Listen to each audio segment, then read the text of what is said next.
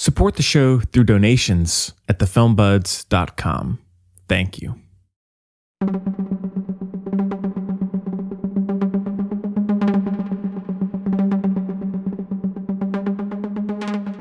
Hello, everybody. Welcome back to the Film Buds podcast. This is episode number 154. And my name is Henry. I am Paul. Joining us this week is welcome back to the show, the great Sky Tilley. Hey. Now, Sky, you were on, I guess, a couple times last year, maybe early last year for the first time, I think. Yeah, I think so. You now have your own podcast. Yeah, it's fun. We had you on, and that was good. We talked about Mortal Kombat, right? Yes. Yeah, great that film. gem. It's so good. It's so good. Underappreciated. Yeah. Well, this week we have a review of Christopher Nolan's Tenet, which is now on VOD. And then we have a listener question concerning, or where we are going to be revealing the best and worst film of certain big Hollywood directors. So who knows what will happen with that. Then we have, picks of the week, other stuff we watched. So thanks again for joining us. Well, first of all, happy holidays to everybody. We hope everybody's Was there a holiday recently? There was. Oh. Yes. It didn't feel like it, but there was. No, yes. Technically. Well, guys, how you doing? Calendar days are just all weird. Yeah. Mm-hmm. You guys doing all right? Yeah, doing pretty well. Hanging out, hanging on, just in that kind of weird lull between Christmas and New Year's. So, yeah. Yeah, no, same. I'm just, as I mentioned before we started recording, just trying to get caught up on all the things that I've missed, which is a lot. I went through Wikipedia just to see what was released this year. And I was like, man, I had completely forgot that these things were, out this year. Yeah. Because I knew a lot of release dates got pushed, but some of them didn't. And I'm like, oh, man, I need to get caught up. And I have 30 things that I need to watch. Mm-hmm. Same. So by 2028, I should be able to get it finished. Yeah. I have a list. I'm sorry, I don't have it ready. That's okay. Hang on. So for movies, I want to see American Pickle. I haven't watched that yet.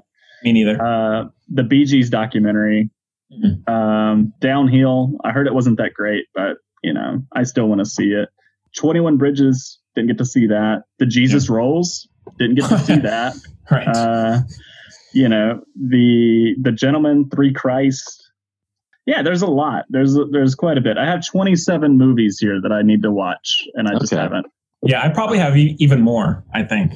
I've missed so many. Some of these are from older, they're not necessarily this year, but quite a bit are. Paul, anything going on with you, man? No, not really. I went and I saw my wife's family, and we had a little COVID safe Christmas, and because they work from home, and it was nice. It was a good time. We went to this outdoor park that was also partially a petting zoo, and it was really cold that day, so no one was really there, which was great. But it was a good time. So not honestly terribly much new in my world. Like I said, it's just kind of that in between period of waiting for the new year to start back up. So that way people are like, all right, back to work again, Yeah. So. Yeah. So I do want to say too, the most exciting thing that I think I've done this year is just going to Austin Film Festival, even though it was virtually. Oh. It was very exciting and very cool to attend. That's awesome. So if you haven't attended, I highly recommend it. Yeah. Now I don't know what it would be like in person. I feel like it would be very overwhelming, but the Zoom format was very easy, and they had pre-recorded panels, so it was just easy to just click and watch. So that was great. Did you? How many movies did you see? I didn't watch a single movie. Oh. I just attended panels. Oh, okay. There were a couple that I wanted to see, but they were region locked. So they're if you're in Austin, you can watch it. Gotcha. I wanted to watch Starman about David Bowie. Didn't get a chance to watch that.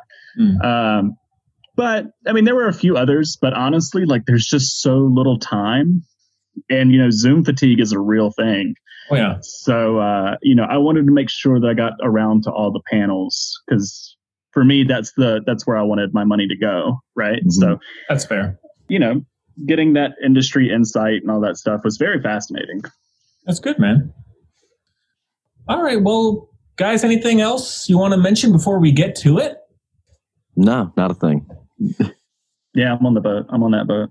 All righty. Cool. Well, with all that said, let's get into our review of Tenet. And we do have a clip, so take a listen. All I have for you is a word. Tenet. It'll open the right doors, some of the wrong ones too.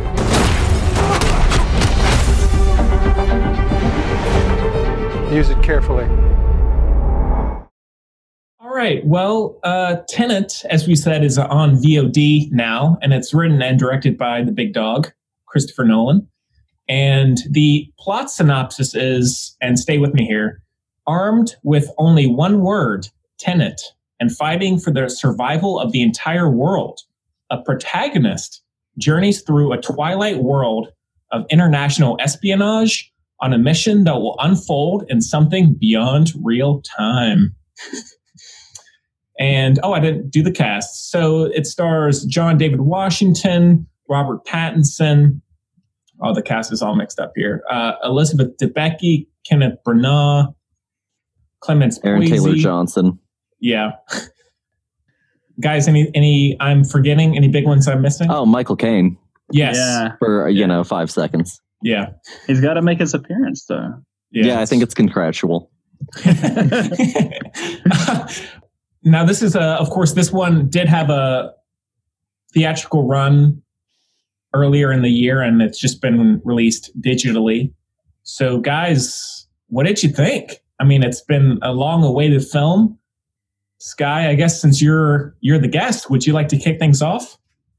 I guess. I love Nolan, right? Like, I think I will be excited forever, whenever he releases a movie. I will always get that excitement. Whenever I see a trailer and I see his name, I'm like, oh God, I'm so excited to see this.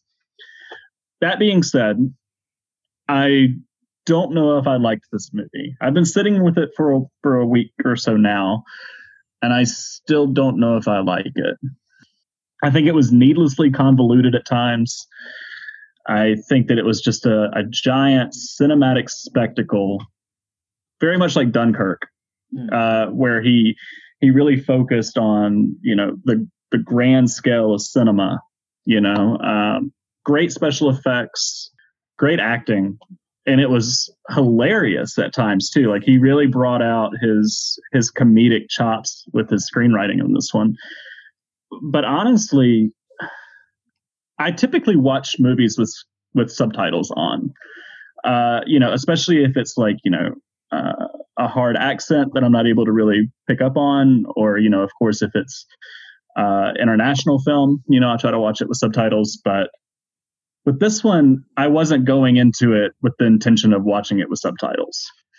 I had to, because I couldn't hear what anyone was saying. Yes. So his sound mixing was completely off, in my opinion. And the same thing, I first noticed it with Dunkirk, where it was like, I can't really hear what's going on. But I knew that it was like mainly Tom Hardy's character because he had the mask. With this one, it was just, everything was drowned out. And I've been seeing it recently too, where like a lot of films are doing that now for some reason. Like they're really sacrificing dialogue volume for other, just the film volume itself, which I don't enjoy. For me, the most important thing that I want to hear is dialogue, So I still don't know if I like it. Sure. Paul? But I am curious about your guys. Yeah. Paul? Sure. I enjoyed it. Is it one of, I guess, my favorites? I'm not sure. I think that he's a filmmaker that, it requires repeated viewing to a certain degree, I think, on a lot of his movies. I think Sky definitely has a point about the dialogue. It's definitely an issue. Yeah. I had it turned up just about as comfortably as I felt turning it up, because at any given moment, suddenly it was either going to be, someone shouting, which was going to be definitely heard, or, something explosive. But for the most part, I enjoyed it. Christopher Nolan, I think, sort of goes I think every once in a while, instead of going for a specific character arc, he goes for more of just like an entire encompassing theme set inside of a very particular narrative concept, and then just sort of lets that be what speaks for the movie itself. That and the visuals, of course. And I think that it can be effective to a degree, but I think that it's definitely not the most... It's not the chance, you don't get the nice character moments really all that often throughout the film, which is definitely a little bit of a weakness. But for the most part, I liked it. I liked it well enough that I'm interested in going back to watch it again. Maybe this time with subtitles on. I made it through the whole thing without subtitles on. So you made up your own dialogue. I took really educated guesses. Same. And so, which, I mean, I guess at some point, after we've heard what Henry can say, we can all give our general idea on what the fuck we think is going on in this whole thing.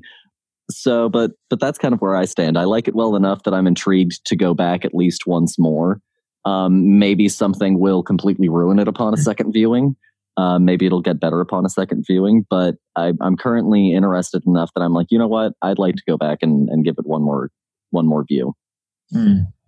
Yeah, I'll say I'm interested in going back to rewatch it, but I think I'm with Sky here. I don't think I enjoyed it overall. I thought it almost felt like if you took Inception, but took out the storyline of DiCaprio trying to get back to his kids or find out about his wife's situation. I think it almost feels like if you hollowed out the movie and it was just him going through the different dream levels. That's what it felt like. And there were just times where I was fascinated with what was going on screen. It's so like bonkers and like ambitious and crazy that at times the filmmaking was compelling in that way, but I could not tell you what happens, why it happens. And at times I just didn't care why it was happening. And I think that if it had been like Dunkirk, which I mean, I love Dunkirk. If it had been a 90, 100-minute film, I maybe wouldn't have thought much against it, but it's, 2.5 hours. So you're kind of having to stay with this thing for a long time. And so I do want to go back and watch it, like I said, and it's possible it could go up a lot. I don't know, but it was frustrating to a point where I just did not care all that much. But I totally agree about the sound design. We talked about that a few weeks ago, Paul, you and I, and I agree. I just don't, if he has a reason for it, I would love to hear it. And if it makes sense, fine, I'll go with it. But, the majority of the dialogue, I couldn't tell what they're saying. And the dialogue, especially, there's so much exposition in this. With Dunkirk, it's not really an issue because there's so little of it and it's almost all action. But with this, you're kind of having to keep up. Like it's almost like if you took Inception, but made all of the dialogue like unintelligible, you'd be completely lost. And so, yeah, overall, I hate to say it, but I don't think I enjoyed it on a first time viewing. Yeah. I think I'll watch it again, which is more than I could say for Dunkirk, because when I saw Dunkirk, I just didn't enjoy it. And I didn't enjoy Tenet for the same reason, though. Is he's sacrificing character for this spectacle, and I couldn't care what was happening. I mean, the lead character is named protagonist. Like, how can you latch on to someone who doesn't have a name? So it was very. When he started off, of course, he started off doing very character-driven features. Yeah. And now he's like, I'm done with that. And it makes me nervous going forward because I love Nolan. I love The Prestige. I love Inception. And, of course, the Dark Knight trilogy. But, if this is his trajectory, I will follow it. I will be there in theaters. If it's not COVID or any other pandemic, and I will see it. Yeah. And I may not be happy afterwards, but I will still see it because he's that good of a filmmaker. And that's the thing too. If it wasn't Nolan that made this, I'd be like, wow, that was great. But Nolan, having his name attached to it, it sets such a high bar. And, for me, it's like if Tarantino falters, the movie's probably great in someone else's hands. But, if your name's attached to it, you really have expectations to meet. Yeah. It almost feels like how I think of Terrence Malick's career. He's kind of become more and more narrativeless in his films. And it's almost that same way with Nolan, is he's doing away with character-driven stories and just discussing the world and concepts and ideas more so than focusing on a character, which you can love it or hate it. I loved Dunkirk with how it was executed in that, but in this, I didn't really. And so, it can all just depend on the situation itself or the specific situation. Yeah. I will say, that my favorite part of the movie is when the protagonist goes into the kitchen and he's like asking for hot sauce. And then he just immediately goes into a fist fight. Oh, yeah. Amazing. Like hilarious. I want Nolan to make a comedy. Because it would be bonkers. Yeah. Paul? I think Nolan demands a lot of his audience. I think that he's really filming, I guess, a movie in a way that makes sense to him. And so I think that part of the experience is trying to figure it out, and partly trying to unwrap where he's going with it. And I stand by. I think that a lot of it is really thematic. I think that the whole notion of him being protagonist in role and in title is to kind of give him a certain amount of anonymity that allows you to just sort of see this person be an active part of their life. And I think that it's meant to be a part of his overarching metaphor, which is all summed up by Robert Pattinson, at the end of the movie, about needing to be an active participant in your life. No one's going to live your life for you. Right. There is no vicarious anyone that's going to suddenly save you. And, the future is coming whether you want it to or not. So you have to kind of be engaged in life. And I think that you definitely have to be engaged. I think you're right. But I think that he's really trying to, get at a theme and just kind of do a high concept around that whole thing. Whether or not it lands for everyone is completely up for however you would like it to land for you. But I think that I definitely would like to see him go back and do something smaller again, because if this is like, the magician doing the trick as big as he can, then I would like to go back and get really amazed by a really simple sleight of hand card trick again. Right. Yeah. Yeah. Yeah. I mean, I don't remember what the budget was for this movie, but I know it was enormous. Enormous. I want to see him make a movie with half of this budget. Like, I feel like he's just like, I have all this money. I need to use it. I need to use all of this money. And I'm like, just cut it in half and make something amazing. Like the people who first, found you, like Memento, make another Memento, surprise us, Yeah. Yeah. 100 million will do him fine. Yeah. Yeah. That's enough. But no, I do like the concept in this, and I mean, it seems to be a kind of a recurring thing. He seems to like connect with the idea of someone running out of time, or a world running out of time and not really being able to do anything about it, like fighting against it, but ultimately losing and just kind of doing the most with the time that you have. And I think in this, like in Interstellar almost, where Matthew McConaughey is watching, his kids grow up on video, over the recordings and things like that. And so that part is interesting, but compared to those other films, they have more heart and emotional threads than this one does. And so that's what I think hurts it the most. No, for sure. And I think that that's fair. And for me, I guess it's not the worst of the worst, just because I still will always be blown away by just how technically proficient he is and how very pointed he is in everything that he does. Yeah.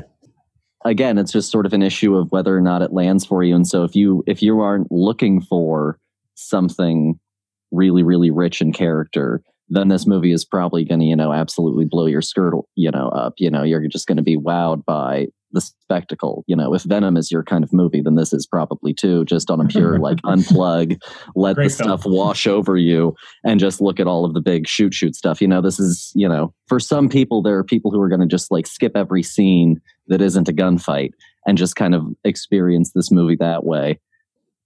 So, and it'll be great for those people. But, if you're looking for something deeper, something more along the lines of what he used to do, then this definitely is going to disappoint you. Yeah. And I agree with that. And like, even though I didn't really love the movie, there are like action sequences in particular that are just crazy. And just the level of craft, especially that so much of it is practical, is insane to realize. These explosions like that, the highway chase is great. Just the scale of it, the choreography, all of that is fantastic. Where they're doing the bungee jumping up the tall building, that's great. The fight with the SWAT guy in the airport hallway, like all of that stuff is amazing. And it's like kind of that movie magic that you see Christopher Nolan do so much. But I think it would go really, really high and then really, really low for me. So it didn't keep its momentum.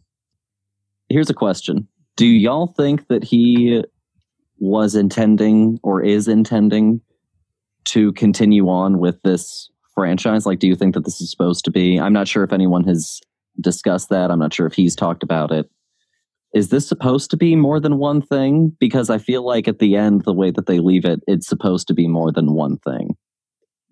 Isn't there some discussion over there's like a Annihilation trilogy where it's like it's Dunkirk, Tenet, and then I think either Interstellar or Inception, and that's meant to be a quote unquote trilogy. I've heard that online. I don't know if that's what he's thinking, but I don't know. To be honest, I kind of hope he doesn't. I hope he just kind of does something else completely after this, but I don't know. I feel like after having done the Dark Knight trilogy, I don't see him going back to doing a full-on trilogy or series. I guess it was something in the way that he and Pattinson interact at the end. It's sort of this like, yeah, we got the door left open for plenty of adventures ahead, because you and we got into some time hijinks, let me tell you, as he like swaggers away into the chopper. So they tie that in a nice bow at the end. Yeah, and so I was really just like, are we going to be getting more of these? Or is it now John David Washington and Robert Pattinson as time cops? Is that what we're going to start doing? I mean, that could be entertaining. We'll see. $200 million of, that kind of film, maybe. But honestly, I doubt that he gets the sequel just because, this thing's underperformance at the box office is apparently why HBO went and became, the launch platform for the next 2 years. It's crazy. Good job, Christopher. Yeah. I read too that on a technical level, which agreed, like it's flawless technically, except for the sound. But like, the fight choreography, if I read correctly, it was all like they filmed it forward and then they actually had them do it backwards. And that's how they were able to create that effect. Interesting. I think I read it from like Vulture. So, I'm not sure, but I mean, that's what I had read. And if that's the case, I mean, like, that's insane. And you got to applaud someone for being able to tackle something like that. And he's a madman, Yeah. Brilliant, but he's crazy. Yeah. And also we should say this is the first film in a while of Christopher Nolan's not scored by Hans Zimmer. Mm-hmm. It's the guy who has done The Mandalorian is the guy who did the music for this. And a great score, but I agree about the sound design. Like the music is pretty constant and it's rare there's ever silence, but as we've said, that sound mixing, like it's frustrating. And I just would love to know why he does that. Because clearly, with the money he has, the attention to detail, he could do something about that over time, but he doesn't seem to be. But he's a madman, so I guess we shouldn't question his methods. But no, the cast is great across the board. John David Washington, Elizabeth Debicki. Oh, Kenneth Branagh. He's a maniac in this. Yeah. He's crazy. But I enjoyed him. It's a better Russian villain bad guy than he played in that Jack Ryan movie. Way with, better. Chris Pine and Keira Knightley. Way better. Yeah, Elizabeth Debicki, if I'm pronouncing her name correctly, she is like coming up, man. Yeah. She is booming right now. And I remember, I think the first time I saw her, it was either in Guardians or it was in Cloverfield Paradox. But now it's like every other thing. I'm like, oh, there she is. Oh, no. She's killing it. The last thing that I remember, the first thing that I saw her in was The Great Gatsby movie with Leo and Toby. There we go. Yeah. And Carey Mulligan. And then, I've definitely been seeing her since then, Guardians Volume 2. Cloverfield Paradox was something else. Such a letdown. But she's been consistently enjoyable in everything that I've seen her in. I think she was also in The Man from U.N.C.L.E. with Henry Cavill. Yeah, she was. Yeah. And Armie Hammer, and that one was an enjoyable enough film. So, yeah. No, I think that everyone did a good job. I'll be curious to see, I guess, what he does next, because per the usual, I'm left after this movie going, what's next? Yeah, and I guess he's still succeeding then. So, yeah. Well, he's still, young, he has so many more films ahead of him if he chooses to continue, which I don't see why he wouldn't. He seems to really love cinema. So, yeah. I mean, Martin Scorsese is, octogenarian now, I think, or close to. Yeah, he's 130. Spielberg is getting up there too. I think he's around 80. Yeah, so, and they're still out there making, Martin's making movies. Spielberg's having fun. Well,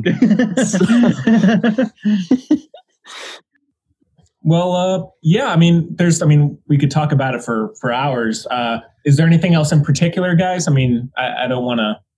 Happy to keep talking about it. I just don't want to. I think for anyone who goes in watching it, I think I guess if this is a helpful pointer, my understanding of the timeline is essentially kind of almost like the weird sort of it happens thrice over sort of thing of Looper, where it's like 1 timeline, 2 timeline, 3 timeline, everything is now wrapped up and buttoned. Yeah. You just don't get to see the 3rd timeline. It sort of happens like around you. Like it's encapsulating the whole narrative. So if that's helpful in any kind of way, you'll know, you'll watch it and you'll be like, oh, okay, I get it. Yeah. I think his goal, before we go ahead. This is, I think it really is just to say, I'm the smartest guy in the room. I think that's Nolan's big desire is to say that, and for the most part, he's probably right. He's brilliant when it comes to his themes and how he delivers them. But with this one, it just kind of lost me a little bit. But I'm hoping to get that back on the second viewing, probably a year from now. So. Yeah.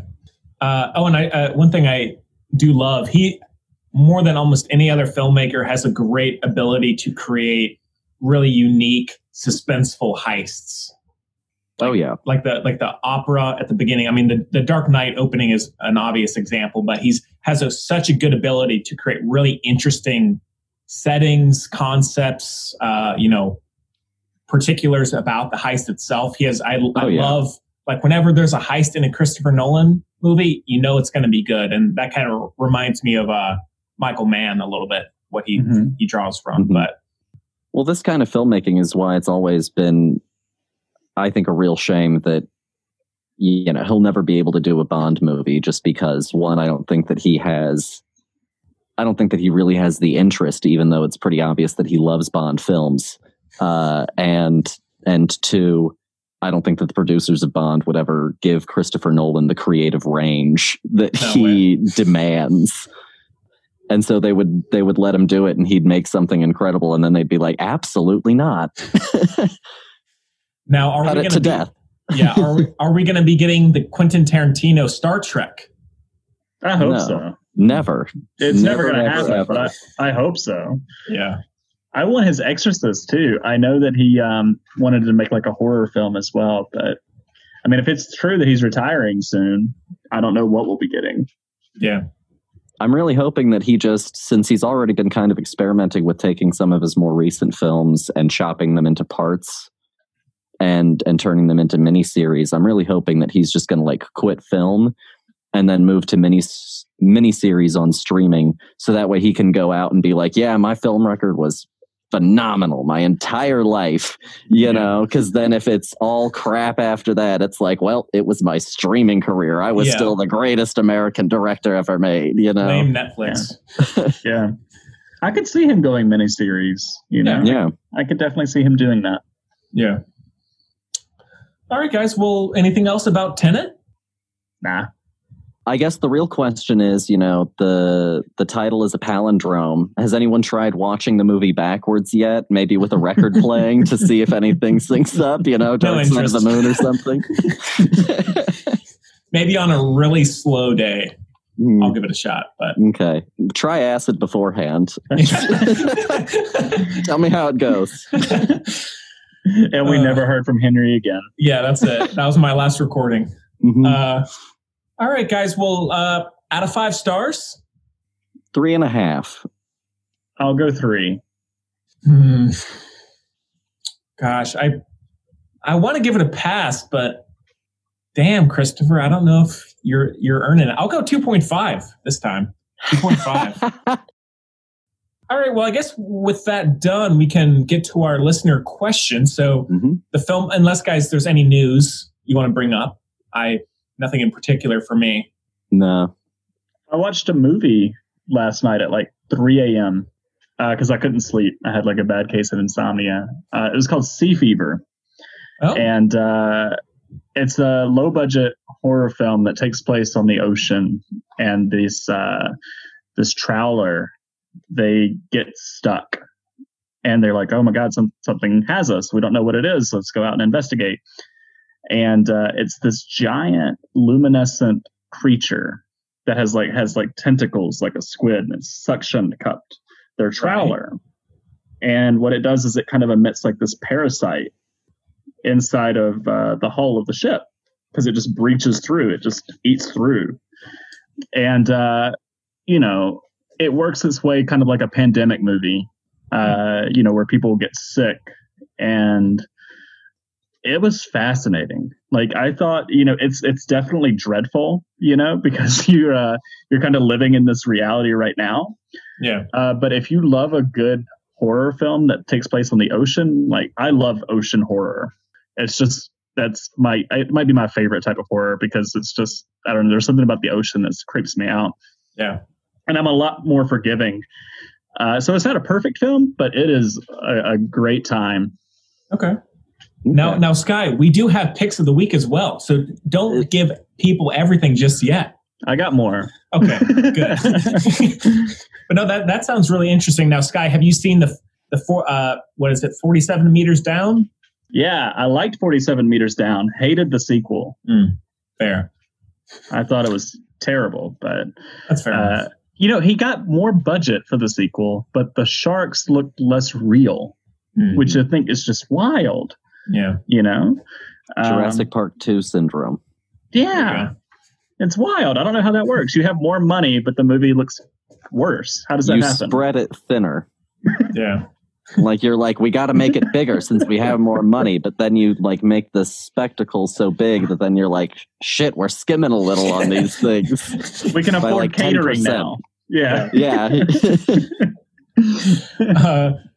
But all right, well, yeah, so the Filmbuds podcast at gmail.com is where you can reach us at. Also Facebook, Twitter, and Instagram at Filmbuds, and thefilmbuds.com. You can check out all that stuff. So please follow us there if you have not yet. So the one we have this week that I mentioned earlier is from Emily Davis. Paul, any relation there? Not that I'm aware of. Okay. Probably not, though. The Davis side is a very small branch of a tree. Okay.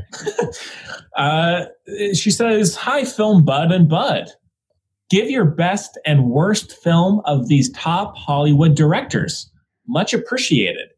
So the 5 that she gave us was Steven Spielberg, Christopher Nolan, Ava DuVernay, Guillermo del Toro, and Catherine Bigelow. So kind of an interesting mix there.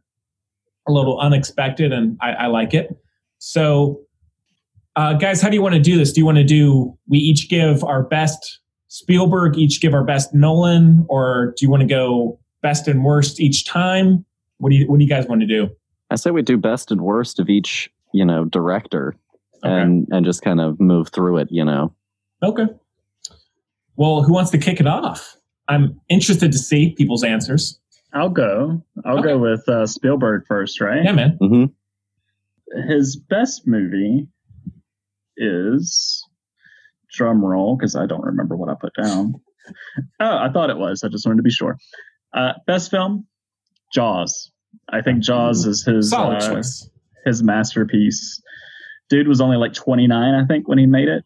Wow. It really upsets me that he was able to do something so amazing and groundbreaking at such a young age. And then his worst film is Indiana Jones and the Kingdom of the Crystal Skull. Yeah. Talk about a movie. Yeah. That's good, man. Are we sure it's a movie? I don't know. I don't know. That's what they labeled it as on Wikipedia. So. That's true. All right. Paul, you want to go first or shall I? I'll take it away. All right, man. Best Jurassic Park, hands down. Incredible. It fills me with awe and wonder and all of the feelings that I had when I first watched it. Every time I watch it, I think it's got great characters. I think it's got great dialogue. I just really enjoy that movie overall. And it's something that spawned 2 different, sort of passions for me throughout life. When I was a kid, it made me love dinosaurs, and I was one of those kids that knew all the names of every dinosaur. And then obviously it also got me into movies. Worst one, without a doubt, Kingdom of the Crystal Skull. But I mean, if we're going to dunk on a movie, let's dunk on a movie. You gotta love Shia LaBeouf, though. Do we? Oh. Well, maybe not so much these days, I guess. But yeah, well, no, those are good choices. All right, well, for me, best is Saving Private Ryan. I love war films, and this one really impacted me when I was young, and I just every time I watch it, it probably has one of my favorite scenes of all time in a film, which is Giovanni Ribisi giving the speech in the church about being asleep and his mother, or about him pretending to be asleep. I love that monologue. And then worst film is Always. So, which is just like nothing offensively wrong with it.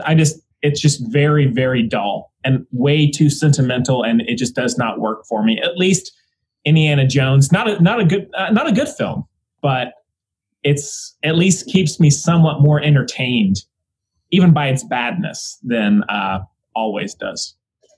I haven't seen Always, but I disagree with you. Okay, fair enough. Fair enough. Fair enough, Sky. I mean, to be fair, Kingdom of the Crystal Skull was like watching one of your favorite characters from childhood get stamped out like a used up cigarette. Like, That's that fair was enough. just cinematic death. Harrison Ford has never looked worse. And see, now for me, I never watched Indiana Jones when I was a kid, and so I didn't have that kind of nostalgic connection to him going into it. It was just another movie. Okay, but that's fair enough. I grew up on Raiders of the Lost Ark and Temple of Doom. Those are my movies. Yeah, Temple of Doom especially. That's dark. It's so dark. Mm-hmm. Mm-hmm. And also the second worst Indiana Jones movie. Oh yeah. Only because of the woman. yeah, it's wild. Yeah. She really brings down that whole experience. Like every time she's not on screen, I'm like, I'm having an okay time with this movie. And then she shows back up and I'm like, and there it goes. The air just got sucked right out the room. All right. Well, Sky, Christopher Nolan. Best film. This was tough. But I think I went with Inception. You know, I love Dark Knight. Don't get me wrong. But it is a middle film and it already kind of works with existing material, you know? But with Inception, you know, like that, he just created all on his own. And I still think it's a masterpiece. I really do. I think it's just incredible, everything that he was able to do with it. And then his worst film. Don't say it. I'm thinking it's either Tenet or it's Dunkirk for me. I don't know right yet which one it would be. Have a heart. So, you know, I'm going to say it's up in the air between Tenet and Dunkirk for me. All right. Paul? For best, I went with The Prestige, you know, that sleight of hand. I know it's another adaptation, so it is pulling from source material, but I don't know. That's one of those instances where it's a masterpiece. I love the movie so much that I'm like almost afraid to read the book because I don't want to retroactively find some sort of flaw with the film comparatively. And so I love Prestige. It's got Andy Serkis. It's got David Bowie. Who could ask for anything more? So it's a great little movie. And my worst is probably Batman Begins. Just because it's, I think, the weakest of the Batman trilogy. Katie Holmes is awful in it. And again, she just really bogs down that whole experience. And it's just a very by-the-numbers kind of movie. You know, like it's not very Christopher Nolan. It's not very groundbreaking in any kind of way. It's just a really, really solid, safe, you know, sturdy, but kind of, because of that, I guess, almost bland Batman movie. Yeah. And Paul, the title, Blu-ray sorting is a nightmare. Where do you put it? Do you put it in the B's? But yeah, and then Dark Knight follows afterwards. Oh, I can't handle that. Wait, because it's chronological Batman, order of the series. The Dark Knight. Oh, I know, but it's not together. That's what's so offensive. They should have done Dark Knight in each title. You know, clearly he had this idea like after the fact. Like clearly he started it midway through and was like, shit, that really worked. Yeah. Oh, well. All right. Well, for me, best is The Dark Knight. And contrary to what some people think, I love it more than just Heath Ledger. I love Heath Ledger, but I rewatched it recently and it's so well directed, well written. I love the ideas that it brings up. It looks fantastic. The score is great. I think it's very entertaining, and it has always really impacted me every time I watch it. And Dunkirk is a close second. And then worst is Following. It's not a horrible movie. I find it to be kind of like Spielberg's Always. To just be a bit dull, and I've watched it probably twice at this point, and I just cannot get into it really. Well, you know, it's a first film. Yeah. Next is Ava DuVernay. Mm-hmm. Sky? Yeah.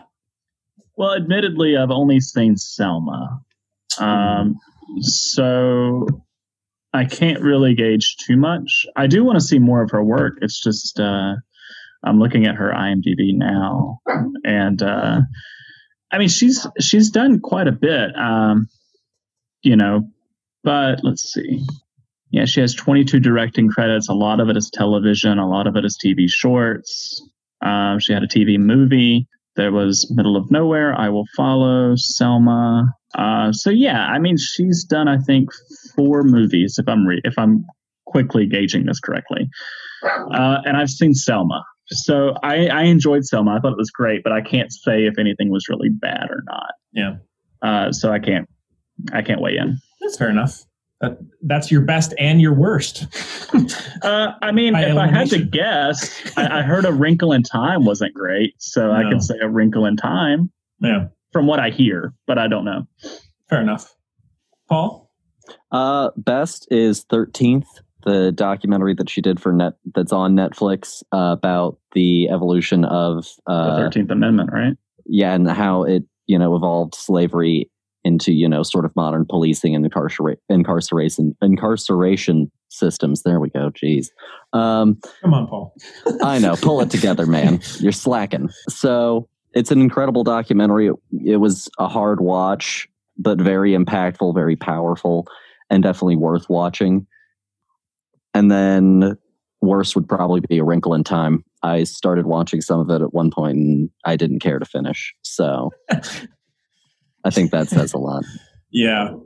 Yeah. For me, the best would be Selma, with 13th being a close second. Selma, it's just a great biopic. There aren't a lot of great biopics these days, but it was fantastic across the board and really, really wowed me for a lot of reasons. And then worst would be A Wrinkle in Time. I finished it. We reviewed it on the show way back, and I loved the first maybe 30 minutes, but boy, it goes downhill real quick. So, all right, well, fourth, two to go here. Fourth is Guillermo del Toro. Sky? So this one was tough. I love del Toro. I really enjoyed Crimson Peak a lot. I think it's very underrated in terms of gothic horror. We don't see gothic horror much. I know it's making a resurgence right now with, like The Haunting of Hill House and Mike Flanagan. I know he's killing it right now with gothic. But for me, his best film, though, is still Pan's Labyrinth. I know it's probably the most critically acclaimed of his, but that's for a reason. It really is a flawless masterpiece. And then I think his worst film, for me, is probably Pacific Rim. I just, and I don't think it was his fault. I think, it may not be the film for me. I like a big monster spectacle, but half of it was really shrouded in rain and weather effects. So I really couldn't tell what was going on too much. But I think that's just the way it goes with these big monster films, Otherwise, you're going to see how crappy the CGI looks. So, yeah. Love that rain. There's so much rain. Yeah. Paul, how about you? Yeah, I mean, obviously Pan's Labyrinth is a masterpiece. And I honestly had to kind of just remove it off the list for myself just because it's a gold standard just across film history in and of itself. So kind of removing his god tier filmmaking stuff, I looked at whatever was left. And so the best is Hellboy 2, The Golden Army. Oh, yeah. And his worst is Blade 2. Oh, no. Yeah. I'm coming at Blade 2. I love Blade 2. I think it's so absurd. It is. And, I honestly don't think he's made a movie that I truly dislike, to be fair. So if the worst that you do is Blade 2 or even Pacific Rim, then hey, that's not bad. Yeah. No, it's true. Yeah. I'm the same as you guys. I think Pan's Labyrinth is kind of like Paul said, it's like a gold standard, and it is a masterpiece. No denying that. But that being said, I feel like when I think of del Toro, the one I go to most is Crimson Peak. And I seem to I've rewatched it many times at this point, and it only keeps going up. There's more to explore there. And I love that one wholeheartedly. And then worst for me, I don't think he has a bad film. Maybe rewatching some of his older ones that may change. I don't know. But at this point, I think if I had to choose one, it would be Kronos. I don't dislike the movie, but it's one that did not leave a huge impact on me. That's on my list of movies to watch. Actually, I haven't ever seen it. So I'm now you got a real low it. bar set for you. I know. I watched the trailer and I saw Ron Perlman, and I'm like, I'm on board. Oh, yeah. I'm sold. All right, last one, Catherine Bigelow. Mm-hmm. I want more Catherine Bigelow films. Same. Okay, so this one was tough. I love Point Break. I think that might be my choice. I'm going to go ahead and say Point Break is my choice. It's pure ridiculousness, right? It doesn't really hold up well, but it's definitely leans hard on the nostalgia factor for me. I grew up watching it. But I mean, at the end of the day, it's about a bunch of surfers who also rob banks. It's just absurd. But I really enjoy the movie Near Dark as well. I think that is a fantastic horror film. It doesn't get as much appreciation as it deserves. But I am going to say Point Break. And then I think her worst film for me is... I don't have one. Actually, I thought about it, and I don't really think that she has a bad film that I can think of right off the top of my head. So yeah, I think Catherine Bigelow is solid. Everything that she does has been great. I mean, that's what happens when, the power couple that was, James Cameron and Catherine Bigelow, like they just don't really make bad movies. Yeah. Paul, what about you, man? So the worst, I had to sort of look at it, and again, Hurt Locker, Zero Dark 30, she makes great stuff. So I had to sort of scroll back, and I ended up going with K-19, The Widowmaker, the one where Harrison Ford is supposed to be a Russian. I haven't seen it, but I got to now. And so I ended up going with that one. It's a very middle of the road, period piece kind of war film. It doesn't blow your socks up. It's fine. It's there. Yeah. Dads love it, I'm sure. Oh, of course. Someone's father is watching it right now and is like, great World War II film. So the best, though, I'd have to say Zero Dark 30, probably. I remember being very effectively uncomfortable watching it. I remember really digging deep into how I felt about that movie and how that whole narrative played out. And I like the examination of, American culpability in atrocious war crimes, because you have to learn from your mistakes. And, I think that it's a great movie. And I also, just as a fun little side story, so the first time that we see it, it was me, my mom, and my brother. And we're all sitting there. And down the way, there's this couple. And throughout the movie, they just keep on like chitter chattering off and on. And I'm like, I need them to stop talking. And so I try to, kind of get their attention, and it doesn't really work. And finally, I'm like, you know what? Screw it. If they can just keep their mouths shut during the compound scene, I'll be fine. Great stuff. And so we start to get to the compound scene, and we get, a little ways into it, and I'm like, silence, silence, silence. And then, and I was like, motherfucker, they are gonna do this. And so then throughout the entire compound scene, she's back and forth, husband, wife, da-da-da-da-da-da-da.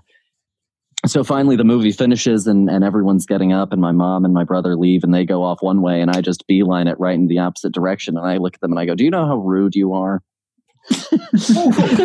And I'm about, when did this movie come out? This was like 2012, I think, 2013, something like that. Okay, so I'm like 18 at the time. Yeah, just giving it to like some 40, 50-year-old people in the middle of a theater in front of everyone, just tongue lashing. Because Texas I was justice. I was fucking astounded that anyone would have the gall. Yeah. So well done. Yeah, just you watch out. Hope you do not get a theater with me. I'll let you know. Yeah, well, my favorite is The Hurt Locker. And it's just really one of the most intense, like nail-biting movies I've probably ever seen. And it just is so unique in its presentation and direction. I love Jeremy Renner in it. It's just all around, it's a great film. And then the worst, there are a couple of her mid-career films I have not seen, but the one that I guess just comes to mind is The Weight of Water, which, similar to Kronos for Del Toro, it's not a horribly done film. It's just, it left so little impact on me that would be the one. I kind of like what you said, Sky. I don't think she really has a bad movie from what I've seen. And so that one, if I had to choose one, it would be that. Yeah, to be fair, I mean, I haven't seen The Weight of Water. It's all right. Yeah. Yeah. All right, guys. Well, anything else about this discussion? Any other directors? Anything else you want to mention about this? Thanks for the question, Emily. It was nice of you. Yeah, it was a great question. Yeah. All right. Well, so again, the filmbutspodcast@gmail.com is where you can reach us at. So please send us, if you're a new listener or if you have been listening for a while, please send us any questions, comments, greetings. Love hearing from you. So I guess we can end off with our picks of the week. Sky, I know you saw Wonder Woman. I did see Wonder Woman. I'll talk briefly about Wonder Woman. I liked it. I know a lot of people, when I finished it, I made a point to go into it without reading any reviews or anything like that because I wanted to go into it fresh. And I walked away and I was like, wow, that was entertaining. And then I saw all the hate going out for it right now. And, the film has some problems. But in a way like Bill and Ted Face the Music, it was lighthearted. There was a certain level of innocence to it, and it was campy, and it was fun, and I had a blast. I do think it was a little long, and some things just don't make any sense. There's a lot of suspension of belief in this movie, but overall, I had a great time, and I think it is what 2020 needs right now. I just don't think that people are on board because the superhero bar is so high. Right. Like Wonder Woman itself, the first film is great. And this one probably doesn't reach that height but that's okay. I still think it was an enjoyable film. Now, how was Kristen Wiig? Yeah, I thought she was great. I see a lot of people are, making disparaging remarks about her performance, but I thought it was great. I hope we see more of her in these types of roles. I always think it's wonderful when comedians, they bring other acting abilities to their arsenal. And Pedro Pascal, he's in it. He's great, of course. I know a lot of people are saying that he's a little over the top, but that was intentional. So you can't blame the actor for doing what they're told. But, I do want to talk real fast about a movie called The Rental. It's a movie that I watched very recently, and it was directed by Dave Franco. Oh, and it's a horror movie. Yeah. It's a thriller, and I absolutely loved it. Blown away that it was by someone like Dave Franco as well, because he's not known for these types of things. But if you're in the mood for a low budget, effective thriller, it's great. Performances are great. Alison Brie's in it. Dan Stevens. It's wonderful. Essentially, it's two couples that go to a Airbnb, and they realize that they're being watched. And then it becomes a lot darker, than that. But essentially, that's the premise, and it's great. Really great stuff. Awesome. Yeah, I was curious about that one, so I might have to give it a poke. Has anyone else seen Wonder Woman? Real Not fast. Yet. No. Not yet. Over the weekend, my plan was to try and watch Tenet, Soul, and Wonder Woman, and I don't think that I'm going to get to Wonder Woman, but I at least got to 2 out of 3, so, Yeah. Well, Fair. Go for it, Paul. Sure. You know what? Yeah, I guess I'll pick...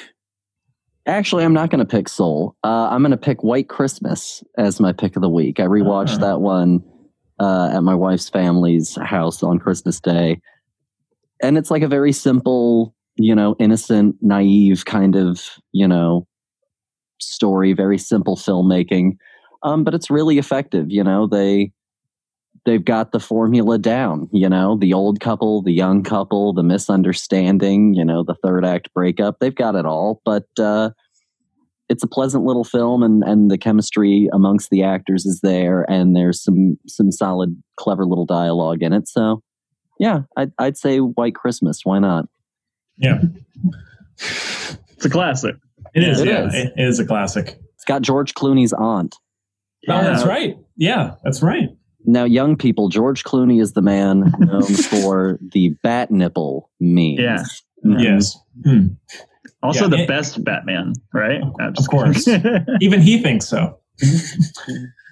He beats Kilmer. Yeah. All right. Well, I'll mention I haven't been watching much. This year, with just everything going on, I've been largely watching 90s and 2000s sitcoms, just as kind of like an escapist, kind of mindless experience. And so I've either been rewatching or watching for the first time. I've gone through like Frasier, Everybody Loves Raymond, and I just started watching today for the first time The King of Queens. You guys seen this? Mm-hmm. And it's charming, it's fun. It's not like, would never really be my favorite of those shows, but it's still, for what it is, it's charming. It does the job. And some reason for watching it is I did also watch over the last month or two Leah Remini's Scientology series, which is fantastic. And it's such a great, so compelling and informative and cautionary story. And so it is kind of cool to see her out of that. But yeah, it's not going to break the door down, but it's a nice time for the current age. Yeah. I watched a lot of pilots this past semester. Just going back and exploring some of these older television, shows, some modern, of course, but like some of these older ones, like I had never watched the pilot from MASH before, and it's just, it's very educational and rewarding to go back and watch some of these shows and being like, wow, we've, look at where we are now. And some of the storytelling too, like, gosh, MASH had some amazing storytellings. Oh yeah. Yeah. Yeah. Yeah. I think that one of the things that the constant influx of new content just all the time, especially in the streaming age, is that you oftentimes end up sort of losing the lineage perspective on film and TV. You're watching it so out of historical order that you're watching it without any context of where this fits into the greater sort of narrative of how film and TV shows change over time. Right. So yeah, it's always great to go back and not only look at something that you haven't watched in a while, but then go back and also kind of look at when it was, who was involved in it, how these people also all kind of interact with each other, because a lot of these things all intersect as well. Yeah. Other than that, not too much else. How'd you like Frasier? I love Frasier. I've gone through it. I've watched it over the years, and so I love Frasier to death. It's just a great show, really, really a great show. All right, guys. Well, anything else you want to mention before we wrap up? No, I think that I'm set. All right. Yeah. Done. All right. Well, I guess that is about it for the show this week. Now, next week, Paul, were you thinking Wonder Woman, Soul, something else? I mean, I'm always down for whatever. You know what? Let's poke the bear. Let's add to the dialogue on Wonder Woman. Let's see where we land on this. All right. I'm down for that. Sky, if I hate it, I'm coming for you. Just know that a lot of the overwhelming response is that it's bad. Yeah. Zach Braff actually tweeted today that it was like, he's like, I don't really watch superhero movies, but I have so many questions. So just know that even Hollywood people are bashing it. Oh, yeah. Wow. We gotta tweet him and see if we can get him on the show. Well, they just announced that Patty Jenkins is like coming back for round 3. So whether or she not has a lot on her plate. She does. Yeah. It's insane. Yeah. Whether or not it was any good, I guess the numbers were there enough for people coming to watch it, I guess, because of the word of mouth, maybe, of, oh my God, it's awful. Maybe it had like a huge opening weekend to where it didn't really matter that it did poorly, Yeah. It's a success by the numbers alone. Yeah. Well, with HBO Max, it's what, $15 a month, right? Something like that, yeah. So I'm sure that they looked at how many, new subscribers they were getting and what the numbers were when people were viewing it. So, I guess that's probably how they're viewing their income for that movie. I have no idea their business model right now. I have no idea. Try and compete with Netflix. Take out a lot of large business loans so that they can start developing a massive stable of content. So that way people start coming, because eventually, theoretically, any show will pay itself off over time. Right. I mean, that's the Netflix model, but they're still in debt, Yeah. A lot. I think the only streaming service realistically that I think can actually outlast everyone else is still Amazon. I think Amazon has the financial backing to just eliminate every competition. Yeah. The only reason that Apple can probably go for a long time is just because Apple is a cash-rich company. They're one of the few that actually has a stockpile of wealth. Yeah, that's true. All right. Well, Sky, and now you are, of course, welcome back next week, or whenever you would like. Welcome back anytime, man. Thank you. And thanks again for taking the time. It's great to see you. Thanks for having me. Yeah. It's a break right now from the semester, so it's easy right now.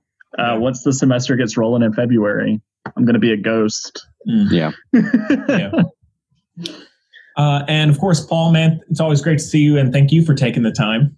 Yeah, great to be here. Thanks for listening, everyone. It's always a pleasure to be here and get to talk about movies. That's one of my favorite things in the world, is to talk with people who know movies about movies. So glad to be here. Weirdly. And it was awesome just seeing you guys. I haven't seen Henry. I hadn't seen you in a while. But Paul, it's been years, man. So I really hope that we get to see each other in person at some point in the near future, because I miss you, man. Like, this is great to see you guys. Yeah, I miss you too. We'll have to try and get together at some point. We can try and figure out a way to arrange a trip, because I can get up to Greensboro without having to stop for gas. So, wow, I thought you were in Austin. I'm sorry. No. Sorry, listeners. My whole life has gone through all kinds of weird stories. I got a long tale to tell you, my guy. Okay, we'll text outside the podcast. That's crazy. Okay. Yeah. All right, everybody. Well, we hope you have a happy New Year. Stay safe, and we will see you next time.